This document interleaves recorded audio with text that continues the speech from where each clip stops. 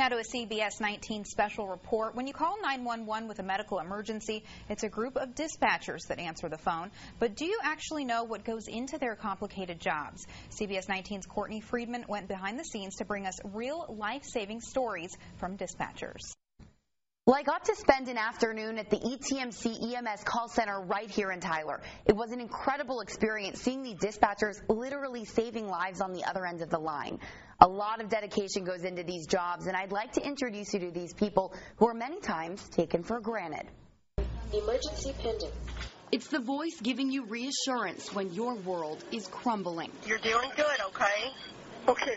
They're the life-saving instructions that help you keep going when panic is all you feel. Stay on the line and I'll tell you exactly what to do next. Okay. EMS, this is Jessica. What's the address of the emergency? Jessica Stanley has been an EMS dispatcher since November, from 6 p.m. all through the night until 6 a.m. She takes calls for any medical emergency, ranging from a bad stomach ache to a heart attack. One of my first ones by myself was a cardiac arrest, and that's nothing you can prepare yourself for. When someone calls in, Jessica has been trained to take a series of scripted questions listed on a program called ProQA. It types it in, it pulls right up, and we just read off the script. It seems easy, but the job is tough when the caller on the line is panicking.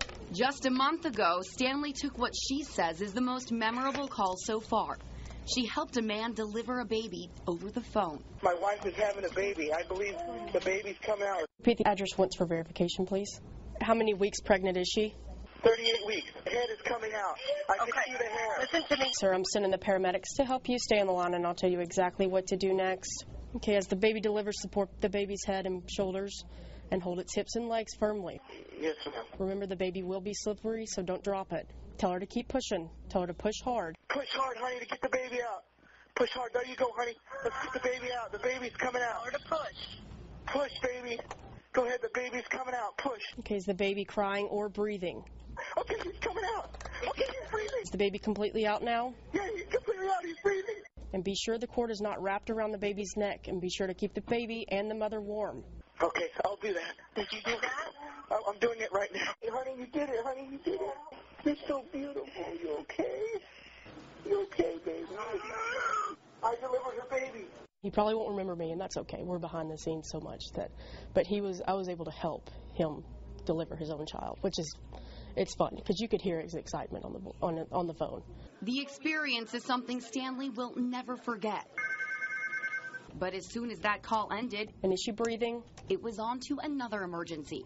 Now, even though this call center is here in the city of Tyler, they're not just taking calls in Tyler, but in fact, they're taking calls from 17 counties throughout the entire state of Texas. Houston, Trinity County to Carthage to Waco, West areas, up to Terrell and Forney, Mount Pleasant.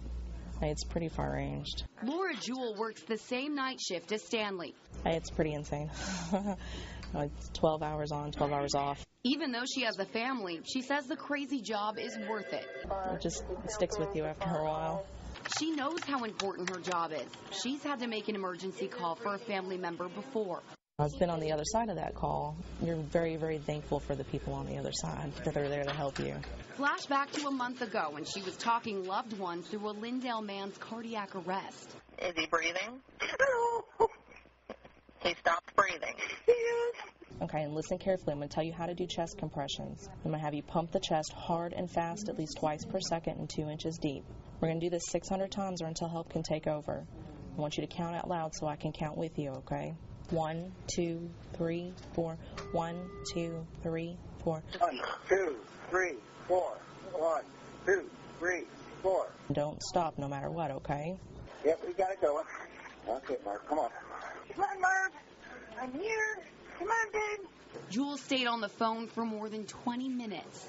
Okay, is that the paramedics with y'all? Stand for folks here. All right, we'll let y'all go. Fortunately, the caller was calm. He was willing to help as best as he could, and it's not the case in every situation, and you definitely don't get that outcome in every situation, so it was pretty great.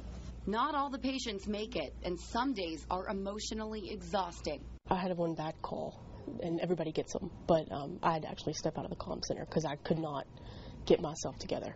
But nothing will stop either of these women from going to work every day. I can't imagine another job because where would I get that sense of gratification, I guess, from helping people. From behind the scenes in a dark room, EMS, what's the address of the emergency? they're helping people survive, one life-saving call at a time. Do you understand? Now, if you're ever the person who has to make those emergency calls, remember, every single question that dispatcher asks you has a purpose and will help get the paramedics to you faster. Now, each dispatcher goes through months of training both in the classroom and on the call floor with a supervisor.